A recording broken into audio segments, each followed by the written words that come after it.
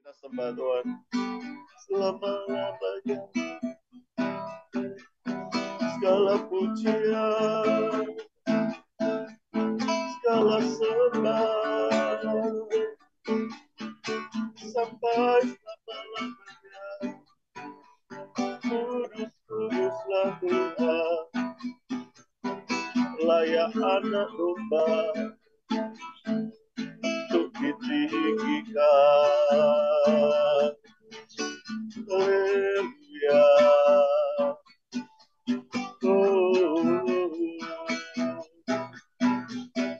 Kami menyembahmu, kami bersyukur Tuhan kebaikan-Mu dalam hidup kami. Haleluya. Terima kasih Tuhan, terima kasih. Silakan langsung untuk berdoa. Terima kasih Pak Gem, saya berdoa. Terima kasih Tuhan Yesus, hari ini kami mendapatkan kesempatan lagi untuk mendengarkan firman-Mu yang begitu berharga. Hari ini hamba akan menyampaikan sesuatu agar kami dapat dengan bijak untuk menggunakan uang yang Engkau telah percayakan kepada kami untuk kami menggunakannya di dalam dunia ini. Kami sadar bahwa uang ini bukan milik kami, uang ini adalah yang Engkau titipkan di dalam dunia ini. Karena itu, ajarkan kami beroleh hati yang bijak agar kami dapat memuliakan nama-Mu dengan uang yang telah kami dapat ini, Tuhan Yesus. Tuhan Yesus, terima kasih berkati jemaat-Mu pada hari ini. Terima kasih dalam nama-Mu hamba berdoa. Saudara, hari ini topiknya adalah keserakahan. Jadi di dalam Alkitab dia punya topik tulisnya peringatan terhadap orang kaya, dan saya rasa topik dengan peringatan untuk orang kaya itu kurang tepat karena di sini bukan orang kayanya yang masalah, tetapi orang yang serakahnya itu yang masalah. Jadi akhirnya saya pikir lebih baik pakai kata keserakahan karena dalam konteks di gereja Yakobus yang serakah itu kebetulan adalah orang yang kaya, yang menindas adalah orang kaya. Karena itu saya akan mulai, kita tinggal 2 lagi kita selesai Yakobus, saudara. Oke? Jadi Yakobus memulai pasal ini dengan berbicara kepada orang kaya yang serakah. Orang-orang ini kaya dan kekayaan mereka itu berdosa. Kenapa? Karena mereka menggunakan kekayaan mereka untuk tujuan egois dan menganiaya orang miskin. Nah, saudara, di dalam Yakobus pasal 5 ini, itu semua berbicara tentang masalah, tentang kesulitan, saudara. Jadi di sini tema yang ada di dalam Yakobus 5 adalah kesulitan. Kita akan menjumpai orang-orang miskin yang kehilangan upah mereka karena penindasan orang kaya. Kita akan menemukan orang-orang menderita sakit secara fisik nanti selanjutnya, dan orang yang murtad secara rohani.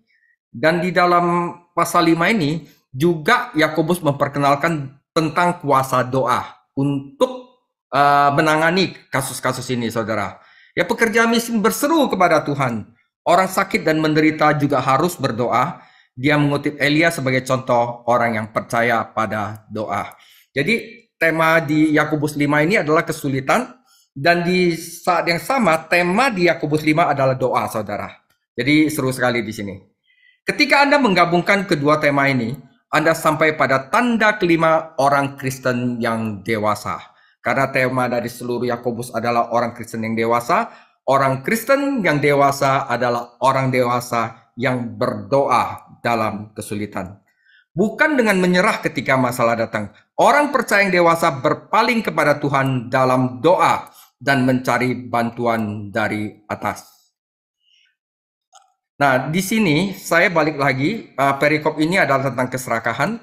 Orang yang tidak dewasa rohani percaya pada pengalaman dan keterampilannya sendiri atau mengandalkan manusia. Memang benar bahwa Tuhan sering memenuhi kebutuhan kita melalui tangan orang lain, tetapi bantuan ini pastilah hasil dari doa. Yakobus tidak mengatakan bahwa menjadi kaya adalah dosa. Bukan kayanya yang menjadi dosa. Bagaimanapun juga, Abraham adalah seorang yang kaya, namun dia berjalan dengan Tuhan dan sangat dipakai oleh Tuhan untuk memberkati seluruh dunia. Yakobus dalam perikop ini prihatin dengan keserakahan orang kaya dan menasihati mereka untuk menangis dan meratap. Dia memberikan 3 alasan untuk menasihati orang yang serakah, yaitu bagaimana satu cara mereka mendapatkan kekayaan mereka sudah berdosa. Yang kedua, cara mereka menggunakan kekayaan mereka juga berdosa. Dan yang ketiga, apa yang terjadi terhadap mereka karena keserakahan mereka. Jadi adalah 3 nasihat di sini. Pertama kita akan baca dulu firman Tuhan. Topik hari ini nggak panjang saudara, tapi cukup dalam lah gitu ya. Yakobus 5 ayat 1 sampai 6. Jadi, sekarang ini, hai kamu orang-orang kaya, menangislah dan merataplah atas sengsara yang akan menimpa kamu. Kekayaanmu sudah busuk dan pakaianmu telah dimakan ngengat. Emas dan perakmu sudah berkarat, dan karatnya akan menjadi kesaksian terhadap kamu, dan akan memakan dagingmu seperti api. Kamu telah mengumpulkan harta pada hari-hari yang sedang berakhir. Sesungguhnya telah terdengar teriakan besar karena upah yang kamu tahan dari buruh yang telah menuai hasil ladangmu. Dan telah sampai ke telinga Tuhan semesta alam keluhan mereka yang menyabit panenmu. Dalam kemewahan, kamu telah hidup dan berfoya-foya di bumi. Kamu telah memuaskan hatimu sama seperti pada hari penyembelihan. Kamu telah menghukum, bahkan membunuh orang yang benar, dan ia tidak dapat melawan kamu. Demikian firman Tuhan. Saudara, yang pertama, mereka berdosa karena mereka cara mereka mendapatkan kekayaan mereka. Sekali lagi saudara, Alkitab tidak melarang perolehan kekayaan. Dalam hukum Musa, aturan khusus ditetapkan untuk mendapatkan dan mengamankan kekayaan. Orang Yahudi di Kanaan memiliki properti mereka sendiri, mengerjakannya, dan mendapat manfaat dari hasilnya. Dalam beberapa perumpamannya, Yesus menunjukkan rasa hormatnya terhadap harta milik pribadi dan keuntungan pribadi. Tidak ada dalam surat-surat yang bertentangan tentang hak kepemilikan dan keuntungan pribadi. Jadi kita jelas dulu, nggak ada salahnya untuk menjadi orang kaya. Di sini bukan maksud Yakobus begitu. Apakah apa yang Alkitab kutuk adalah memperoleh kekayaan dengan cara yang tidak benar atau untuk tujuan yang tidak benar? Nabi Amos menyampaikan pesan penghakiman terhadap orang kaya kelas atas yang merampok orang miskin dan menggunakan kekayaan curian mereka untuk kemewahan egois. Yesaya dan Yeremia juga mengungkapkan keegoisan orang kaya dan memperingatkan bahwa penghakiman akan datang.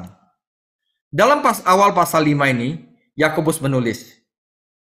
Dia memberikan 2 ilustrasi tentang bagaimana orang kaya memperoleh kekayaan mereka. 1. Banyak orang kaya yang memperoleh kekayaan mereka, 1 dengan menahan upah, saudara. Gaji karyawan itu harusnya dibayar maksimum tanggal 30, dia tahan sampai tanggal 5, tanggal 10, ada orang yang nggak nurut, ada orang yang tidak sesuai dengan perintah dia tahan gajinya. Nah, itu nggak boleh, saudara. Ya, ini jelas-jelas di Alkitab dikatakan jangan menahan upah. Buruh dipekerjakan dan dibayar per hari pada saat itu dan tidak memiliki kontrak hukum dengan majikan mereka. Perumpamaan tentang para pekerja di dalam Matius 20 ayat 1 sampai 16 memberikan gambaran tentang sistem pekerja pada zaman itu. Dalam hukum Taurat, Allah memberikan petunjuk yang adil tentang pekerja untuk melindunginya dari majikan yang menindas. Ulangan 24 ayat 14 sampai 15. Janganlah engkau memeras pekerja harian yang miskin dan menderita, baik itu saudaramu maupun seorang asing yang ada di negerimu, di dalam tempatmu. Pada hari itu juga, haruslah engkau membayar upahnya sebelum matahari terbenam. Ia mengharapkannya, saudara, karena ia orang miskin, supaya ia jangan berseru kepada Tuhan mengenai engkau dan hal itu menjadi dosa bagimu. Nah, jelas saudara ya. Imamat 19 ayat 13, janganlah engkau memeras sesamamu manusia, dan janganlah engkau merampas. Janganlah kau tahan upah seorang pekerja harian sampai besok harinya. Yeremia 22 ayat 13, celakalah dia yang membangun istananya berdasarkan ketidakadilan dan anjungnya berdasarkan kelaliman, yang memperkerjakan sesamanya dengan cuma-cuma dan tidak memberikan upah kepadanya. Saudara, orang-orang kaya ini telah mempekerjakan para pekerja dan berjanji akan membayar mereka sejumlah tertentu. Orang-orang ini telah menyelesaikan pekerjaan mereka, tetapi belum dibayar. Saudara, bentuk kata kerja ditahan yang ditulis di dalam ditulis di dalam surat Yakobus dalam bahasa Yunani asli menunjukkan bahwa para pekerja tidak akan pernah mendapatkan gaji mereka. Jadi ditahan ini ada kemungkinan bahwa nggak akan dibayar, saudara. Oke?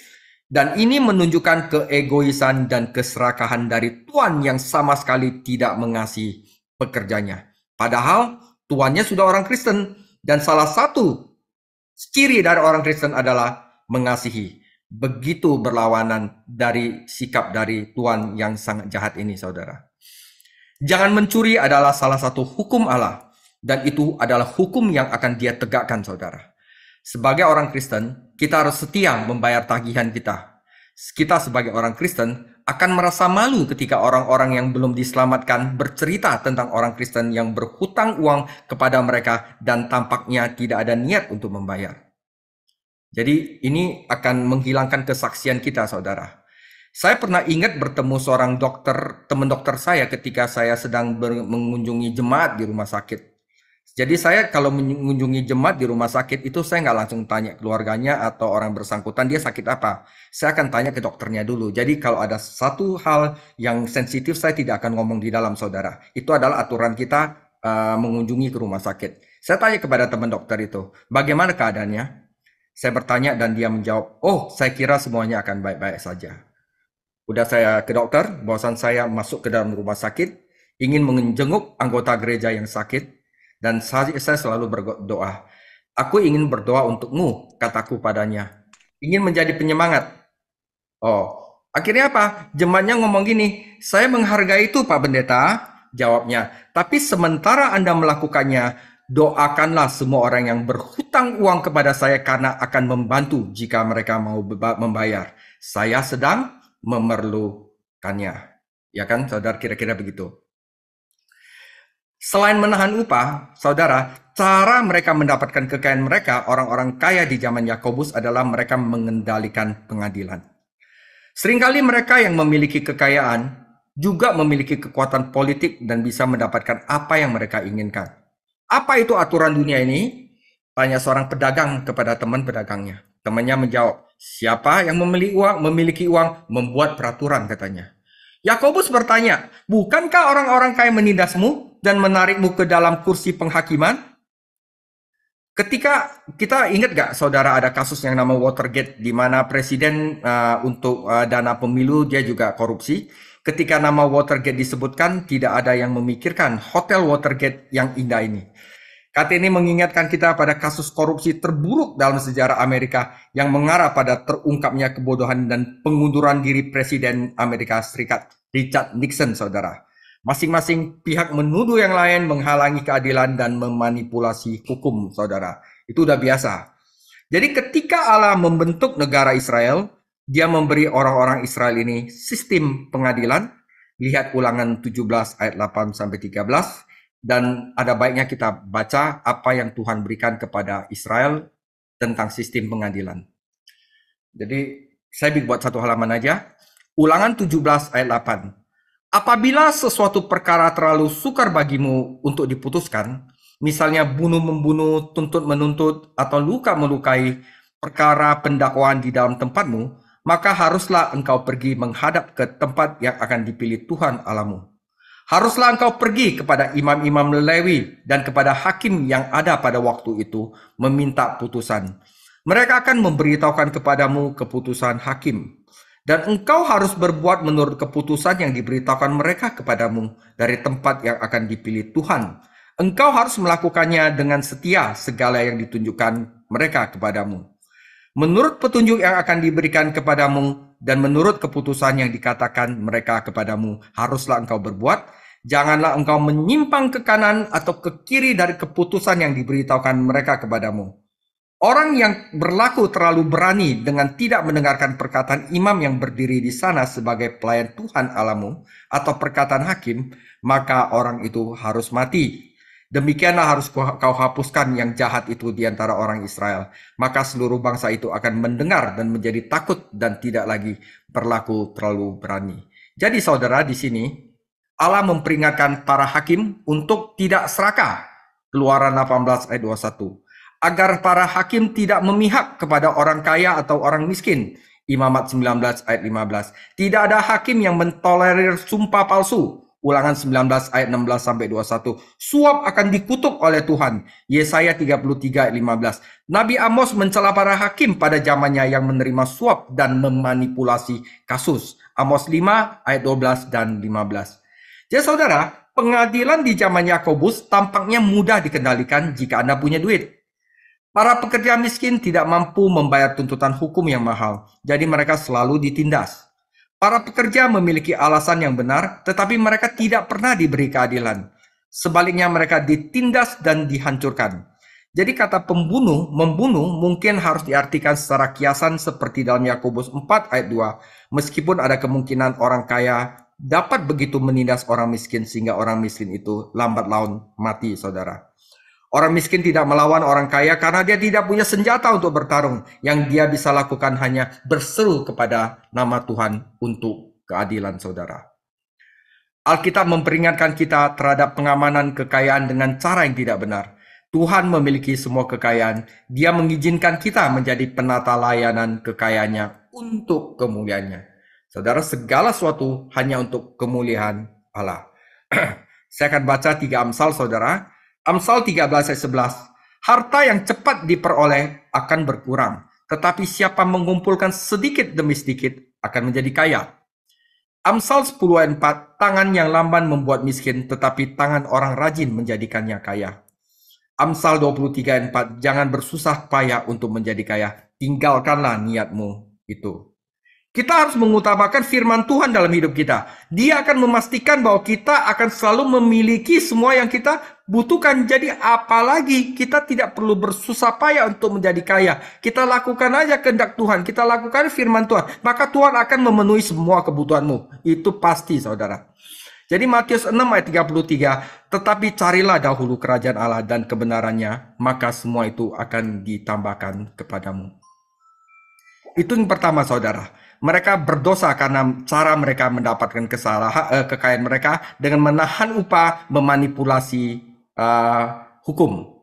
Yang kedua, bukan saja cara mereka mendapatkan kekayaan, tetapi cara mereka menggunakan kekayaan mereka.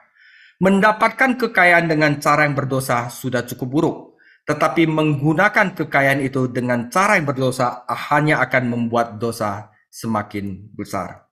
Pertama, mereka menyimpannya, saudara. Tentu tidak ada salah untuk menabung, saudara. Maksudnya menyimpan itu bukan menabung. Tapi mereka pegang duit itu, ada orang yang perlu mereka tidak lakukan. Nah, 2 Korintus 12 ayat 14. Sesungguhnya sekarang sudah untuk ketiga kalinya aku siap untuk mengunjungi kamu. Dan aku tidak akan merupakan suatu beban bagi kamu. Sebab bukan hartamu yang kucari, itu kata Paulus. Melainkan kamu yang aku cari. Karena bukan anak-anak yang harus mengumpulkan harta untuk orang tuanya, melainkan orang tualah untuk anak-anaknya. Matius 25 ayat 27, karena itu sudahlah seharusnya uangku itu kau berikan kepada orang yang menjalankan uang, supaya sekembalinya aku menerimanya dengan bunganya. Tetapi adalah salah untuk menimbun kekayaan ketika Anda berhutang kepada karyawan Anda. Anda bisa menimbun kekayaan, tetapi Anda berhutang kepada karyawan Anda. Orang-orang kaya ini menimbun biji-bijian, emas, dan pakaian. Mereka berpikir bahwa mereka kaya karena mereka memiliki harta tersebut. Bukannya memupuk harta di surga dengan menggunakan kekayaan mereka untuk kemuliaan Tuhan. Mereka dengan egois menimbunnya demi keamanan dan kesenangan kemewahan mereka sendiri. Tidak lebih dari 10 tahun setelah Yakobus menulis surat ini, saudara, Yerusalem jatuh ke tangan orang Romawi dan semua kekayaan orang kaya mereka terampas, saudara. Apa yang Tuhan Yesus maksud dengan mengumpulkan harta di surga? Apakah dia bermaksud untuk kita menjual segalanya untuk memberikan orang miskin? Seperti yang dia perintahkan kepada pengusaha muda yang kaya? Saya pikir tidak, saudara. Dia berbicara seperti itu kepada penguasa kaya karena keserakahan adalah dosa yang menimpa pemuda itu. Dan Yesus ingin mengajarkan hal ini tersebut kepadanya. Namun orang kaya itu menolak Yesus. Menimbun harta di surga berarti menggunakan semua yang kita miliki sebagai penata layanan kekayaan Allah, saudara. Anda dan saya mungkin memiliki banyak harta, tapi sebenarnya Anda tidak memilikinya. Tuhan adalah pemilik segalanya dan kita hanya penata layanannya. Apa yang kita miliki dan gunakan hanyalah benda, terlepas dari kehendak Tuhan. Ketika kita menyerah pada kehendaknya dan menggunakan apa yang Dia berikan kepada kita untuk melayani Dia, maka segala sesuatu menjadi harta dan kita berinvestasi dalam kekekalan. Kita ada uang, kita lakukan, kita beli sesuatu untuk pelayanan kita, itu namanya kita berinvestasi dalam kekekalan, saudara. Apa yang kita lakukan di bumi, saudara, dicatat di surga. Dan Tuhan itu menyimpan pembukuan dan akan membayar bunganya kepada kita. Suatu sungguh tragedi melihat orang-orang itu menimbun harta untuk hari-hari terakhir. Bukannya menimbun harta di surga. Alkitab tidak melarang menabung, bahkan berinvestasi, tetapi Alkitab mengutuk penimbunan harta kekayaan. Itu berarti orang itu serakah, saudara. Yang kedua, mereka mencegah orang lain mendapatkan manfaat darinya. Dengan cara curang, orang kaya merampok orang miskin. Orang kaya tidak menggunakan kekayaannya sendiri, tetapi mereka tidak mau membayar pekerjanya dan mengizinkan mereka menggunakan kekayaannya. Mungkin mereka sedang menunggu gaji mereka cair. Karena kita penata layanan kekayaan Tuhan, kita memiliki tanggung jawab tertentu kepada Tuhan kita. Kita harus setia menggunakan apa yang Dia berikan kepada kita untuk kebaikan orang lain dan kemuliaan Tuhan. Lagi pula, seorang penata layanan dituntut untuk didapati setia. Contohnya adalah Yusuf adalah seorang pelayan yang setia di rumah Potifar, dan Potifar menjadi makmur. Ada cara-cara agar kita menggunakan kekayaan Tuhan untuk membantu orang lain. Yang kedua, yang dikutuk di dalam Alkitab adalah gaya hidup mereka adalah gaya hidup kemewahan, saudara. Mereka hidup dalam kemewahan. Saudara, itu dikutuk di dalam Alkitab. Kamu telah hidup dengan gaya tinggi di bumi. Yakobus 5:5 terjemahan literal. Kemewahan adalah pemborosan dan pemborosan adalah dosa. Sebuah iklan majalah menceritakan tentang belanja besar-besaran seorang sultan yang kaya minyak. Dia membeli 19 Cadillac, satu untuk masing-masing dari 19 istrinya, saudara. Dan membayar ekstra untuk memperpanjang mobil, asuransi. Dia membeli 2 Porsche, 6 Mercedes, speedboat seharga 40.000 dan sebuah truk untuk mengangkutnya. Wow. Tambahkan ke daftar 16 lemari es, koper wanita sebesar 47.000, 2 pohon grapefruit dari Florida, 2 kursi malas, 1 mesin slot mesin. Total tagihannya adalah 1,5 juta US dollar dan dia harus membayar 194.500 lagi agar semuanya terkirim. Ini adalah berbicara tentang hidup dalam kemewahan. Saudara, kita semua harus bersyukur atas hal-hal yang baik dalam hidup dan kita pasti tidak ingin kembali ke kondisi primitif. Tetapi kami menyadari fakta bahwa ada titik pengembalian yang semakin berkurang. Katakanlah padaku apa yang kau butuhkan, kata Quaker kepada tetangganya, dan aku akan memberitahumu bagaimana hidup tanpanya, saudara. Yesus berkata, Lukas 12 ayat 15, katanya lagi kepada mereka, berjaga-jagalah dan waspadalah terhadap jenis ketamakan, sebab walaupun seorang berlimpah-limpah hartanya, hidupnya tidaklah tergantung dari kekayaannya itu. Orang-orang kaya yang disapa Yakobus ini makan sendiri dari kekayaan mereka dan mati kelaparan. Kata Yunani menggambarkan ternak yang digemukkan dan untuk disembelih, saudara. Ada perbedaan antara menikmati apa yang telah Allah berikan kepada kita dan hidup mewah dari apa yang kita sembunyikan dari orang lain. Sekalipun apa yang kita miliki telah diperoleh secara sah dan dalam kehendak Allah, saudara, kita tidak boleh menghambur-hamburkannya. Kita tidak boleh menyia-nyiakannya untuk kehidupan yang mementingkan diri sendiri. Pelit boleh, saudara, tapi pelit hemat. Terlalu banyak kebutuhan yang harus dipenuhi, saudara. 1 Timotius 6 ayat 17. Peringatkanlah kepada orang-orang kaya di dunia ini agar mereka jangan tinggi hati dan jangan berharap pada sesuatu yang tak tentu seperti kekayaan, melainkan pada Allah yang dalam kekayaannya memberikan kepada kita segala sesuatu untuk dinikmati. Saudara, kenapa kemewahan itu jelek? Saudara, kenapa? Ini kan duit saya, kenapa saya memboroskannya? Nggak boleh. Karena, saudara, kemewahan itu memiliki cara untuk merusak karakter seseorang, saudara. Itu adalah bentuk pemanjaan diri. Jika Anda mencocokkan karakter dengan kekayaan, Anda dapat menghasilkan kebaikan. Tetapi jika Anda mencocokkan pemanjaan diri dengan kekayaan, hasilnya adalah dosa. Itu adalah asal-asalnya, saudara. Jadi ini adalah cara mereka menggunakan kekayaan. Yang pertama itu adalah untuk kemewahan, itu salah ya saudara ya. Dan yang ketiga, apa yang harta akan lakukan terhadap kamu untuk orang yang serakah? Orang kaya mengira mereka mendapatkannya karena kekayaan mereka, tetapi Tuhan berpikir sebaliknya. Yakobus 5 ayat 1, jadi sekarang hai kamu orang-orang kaya, menangislah dan merataplah atas sengsara yang akan menimpa kamu. Saudara, bahkan zaman-zaman sekarang itu, Anda lihat ada 3 kasus yang ada di kasus yang jenderal sama kasus yang anggota Menteri Keuangan itu, semuanya itu punya kekayaan, tapi kekayaan melenyap secara tiba-tiba. Benar kan saudara? Nah, ini cocok sekali dengan apa yang Yakobus katakan di Yakobus 5 ayat 1. Jadi sekarang hai kamu orang-orang kaya, menangislah dan merataplah atas sengsara yang akan menimpa kamu. Kekayaan akan lenyap saudara. Gandum akan membusuk, rusak dalam Yakobus 5 ayat 2. Emas akan berkarat dan pakaian akan dimakan ngengat. Tidak ada materi di dunia ini akan bertahan selamanya. Benih kematian dan pembusukan ditemukan di semua ciptaan. Adalah kesalahan besar untuk berpikir bahwa ada keamanan dalam kekayaan. Paulus menulis, peringatkanlah mereka yang kaya di dunia ini untuk tidak menjadi sombong atau menaruh harapan mereka pada ketidakpastian kekayaan. Kekayaan tidak pasti. Pasar uang berfluktuasi dari jam ke jam, begitu pula pasar saham. Sebenarnya emas tidak berkarat seperti besi, tetapi idenya sama. Emas akan kehilangan nilainya. Ditambah fakta bahwa hidup ini singkat dan kita tidak bisa membawa kekayaan bersama kita. Dan Anda akan melihat betapa bodohnya hidup untuk hal-hal seperti itu, saudara.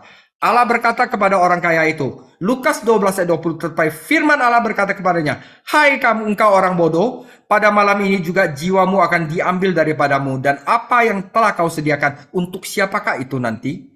Saudara, kekayaan yang disalahgunakan akan merusak karakter. Yakobus 5 ayat 3, emas dan perakmu sudah berkarat, dan karatnya akan menjadi kesaksian terhadap kamu, dan akan memakan dagingmu seperti api. Kamu telah mengumpulkan harta pada hari-hari yang sedang berakhir. Inilah penilaian saat ini, saudara. Racun kekayaan telah menjangkiti mereka, dan mereka dimakan hidup-hidup, tanpa mereka merasakan sama sekali. Tapi inilah firman Tuhan yang mengatakan demikian. Dari dirinya sendiri, uang itu tidak berdosa. Itu netral. 1 Timotius 6 ayat 10, karena akar dari segala kejahatan ialah cinta uang. Sebab oleh memburu uanglah beberapa orang telah menyimpang dari iman dan menyiksa dirinya dengan berbagai-bagai duka. Saudara, jangan mengingini adalah yang terakhir dari 10 perintah, tetapi itu yang paling berbahaya. Karena apa? Keserakahan akan membuat seseorang melanggar ke-9 perintah lainnya. Abraham adalah orang kaya, tetapi ia mempertahankan iman dan karakternya. Ketika Lot menjadi kaya, itu merusak karakternya dan akhirnya menghancurkan keluarganya. Adalah baik untuk memiliki kekayaan di tangan Anda, asalkan tidak masuk ke dalam hati Anda. Jika kekayaan bertambah, janganlah menaruh hatimu padanya. Mazmur 62 ayat 10. Nama baik lebih disukai daripada kekayaan besar, kasih sayang lebih disukai daripada perak dan emas. Gandum mereka akan busuk, emas dan perak akan berkarat, dan pakaian mereka dimakan ngengat menjadi saksi dari keegoisan hati mereka. Ada sedikit ironi di sini. Orang-orang kaya menyimpan kekayaan mereka untuk membantu mereka. Tetapi sebaliknya yang terjadi adalah kekayaan mereka yang ditimbun hanya akan untuk melawan mereka. Upah yang mereka tahan juga akan menjadi saksi melawan mereka di pengadilan. Pembicaraan uang, gaji yang dicuri ini akan berseru kepada Tuhan untuk keadilan dan penghakiman. Tuhan mendengar darah Habel berteriak dari tanah, dan dia juga akan mendengar teriakan uang yang dicuri ini. Para pekerja juga akan bersaksi melawan mereka. Tidak ada kesempatan baik bagi orang kaya untuk menyuap para saksi dan hakim pada saat Tuhan mendengar. Tuhan mendengar tangisan umatnya yang tertindas, dan dia pasti akan menghakimi dengan adil. Saudara, penghakiman itu adalah hal yang serius. Yang terhilang akan berdiri di hadapan Kristus di tata putih besar. Orang yang diselamatkan akan berdiri di hadapan tata pengadilan Kristus. Tuhan tidak akan menghakimi dosa-dosa kita, karena memang sudah dihakimi di kayu salib. Tetapi dia akan menghakimi pekerjaan dan pelayanan kita. Jika kita setia melayani dan memuliakan dia, kita akan menerima upah. Tetapi jika kita tidak setia, kita akan kehilangan upah kita tetapi bukan keselamatan kita. Saudara, kita akan hilang kesempatan yang berharga. Hari-hari terakhir menunjukkan bahwa Yakobus percaya bahwa kedatangan Tuhan sudah dekat, dan kita harus membeli kesempatan, dan selagi bekerja masih siang. Maksudnya, selagi kita bisa ada harapan untuk berbuat baik terhadap kita punya karyawan, terhadap kita punya orang-orang miskin, ya kita lakukanlah, karena ini adalah kesempatan kita. Setelah di surga, kita tidak mempunyai kesempatan ini lagi, saudara. Pikirkan kebaikan yang bisa dicapai dengan kekayaan yang kita timbun itu. Ada banyak orang-orang miskin yang sebenarnya bisa tertolong. Ada pekerja yang layak mendapatkan upah mereka. Sayangnya dalam beberapa tahun bangsa Yahudi dikalahkan dan dicerai-beraikan dan Yerusalem dihancurkan. Adalah baik untuk memiliki hal-hal yang dapat dibeli dengan uang, asalkan Anda juga memiliki hal-hal yang tidak dapat dibeli dengan uang. Yakobus tidak mengutuk kekayaan atau orang kaya, dia mengutuk keserakahan. Dia mengutuk penggunaan kekayaan yang salah dan orang kaya yang menggunakan kekayaan mereka sebagai senjata untuk menindas dan bukan untuk senjata untuk membangun. Adalah mungkin untuk menjadi miskin di dunia ini, namun kaya di dunia yang akan datang. Mungkin juga menjadi kaya di dunia ini, tetapi miskin di dunia selanjutnya. Sebagai penutup, kembalinya Yesus Kristus akan membuat sebagian orang miskin dan sebagian orang lain kaya. Tergantung apa? Tergantung kondisi rohani hati mereka. Matius 6 ayat 21, karena di mana hartamu berada, di situ juga hatimu berada. Apa yang kita simpan, kita akan hilang. Apa yang kita berikan kepada Tuhan, sebenarnya kita simpan, dan Dia akan menambahkan bunga padanya. Salomo sang pengkhotbah membaca teksnya dari Amsal 19 ayat 20. Siapa menaruh belas kasihan kepada orang yang lemah, memiutangi Tuhan yang akan membalas perbuatannya. Orang yang sangat cepat marah akan kena denda. Karena jika engkau hendak menolongnya, engkau hanya menambah marahnya. Dengarkanlah nasihat dan terimalah didikan ini, saudara, supaya engkau menjadi bijak di masa depan. Saudara, ya, uang itu berbicara. Money talks.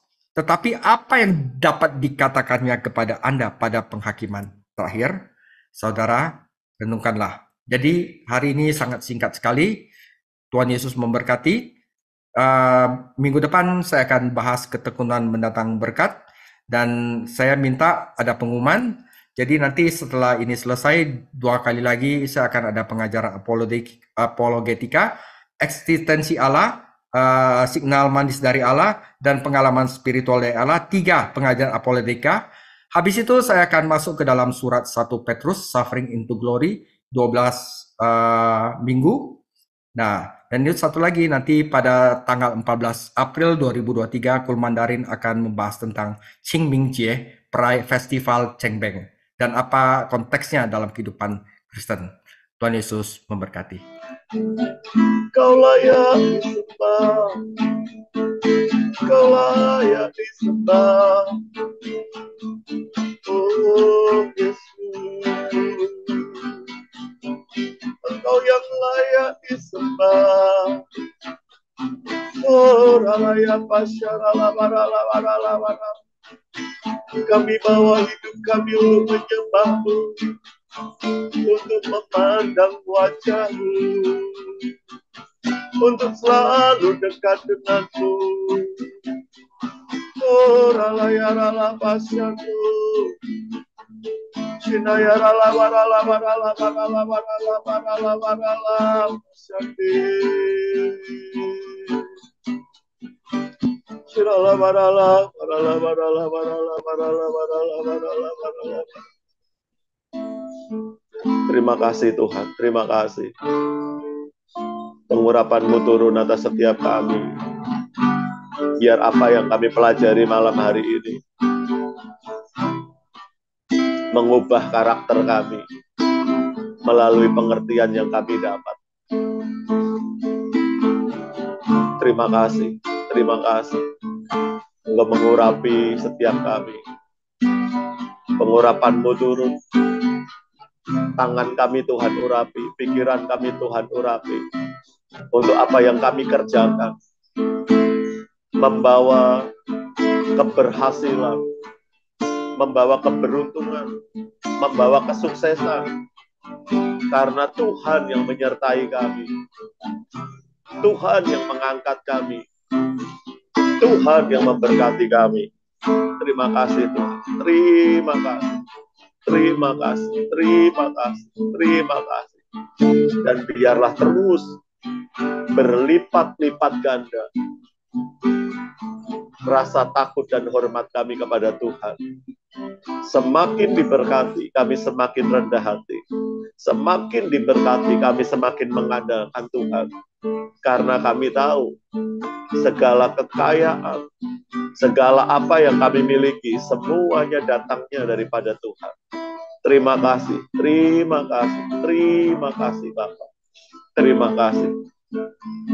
Dan malam hari ini kami berdoa untuk Lause yang sudah mengajar kami. Kami arahkan tangan kami memberkati hamba-Mu ini. Terus Tuhan pakai Pastor David Chang untuk mengajari kami. Bahkan mengajari banyak orang. Berkati dengan kesehatan dan kekuatan. Tuhan berkati keluarganya. Tuhan berkati pekerjaannya. Tuhan berkati pelayanannya. Terima kasih Tuhan, terima kasih. Tuhan tambahkan hikmat dalam kehidupan hamba-Mu ini untuk semakin mengenal, menyelidiki. Tuhan singkapkan hal-hal yang tersembunyi daripada firman-Mu. Tuhan lihat ketulusannya untuk melayani Engkau. Terima kasih. Kami serahkan Pastor David ke dalam tangan kasih karunia-Mu. Juga hamba-Mu berdoa untuk setiap kami malam hari ini. Apapun masalah, persoalan yang kami hadapi, Bapa, semuanya kami serahkan ke dalam tangan-Mu. Kami tahu satu hal, semuanya akan mendatangkan kebaikan dalam hidup kami. Semuanya. Sebab itu kami bersyukur buat semuanya. Kami bersyukur buat kasih Tuhan, buat hadirat Tuhan. Kami bersyukur untuk tuntunan Tuhan. Kami bersyukur buat kasih Tuhan yang melimpah-limpah dalam hidup kami. Terima kasih Bapa, terima kasih, terima kasih. Terima kasih, berkat-Mu turun atas setiap kami. Kalau nanti malam kami boleh istirahat, damai sejahtera-Mu melimpah-limpah dalam hidup kami. Dan besok pagi kami boleh bangun, beraktivitas dengan kekuatan, dengan kesehatan yang daripada Tuhan, dengan pengurapan yang daripada Tuhan. Terima kasih Bapa, terpujilah nama-Mu. Kekal sampai selama-lamanya. Dan kalau sebentar kami mau akhiri, mari Engkau curahkan berkat-Mu atas setiap kami. Mari Bapak, Ibu, Saudara kasih Tuhan, angkat kedua tangan-Mu depan Tuhan. Kekasih-kekasih Kristus, kita akhiri Babel Study kita malam hari ini, dan terimalah berkat yang berlimpah-limpah, kemenangan demi kemenangan daripada Allah Bapa kita di surga, anugerah yang sempurna di dalam anaknya Tuhan Yesus Kristus, dan persekutuan yang erat oleh Roh Kudus, menyertai-Mu dari saat ini sampai Maranatha. Mari kita semua yang dikasihi dan diberkati oleh Tuhan Yesus Kristus, kita katakan, amin.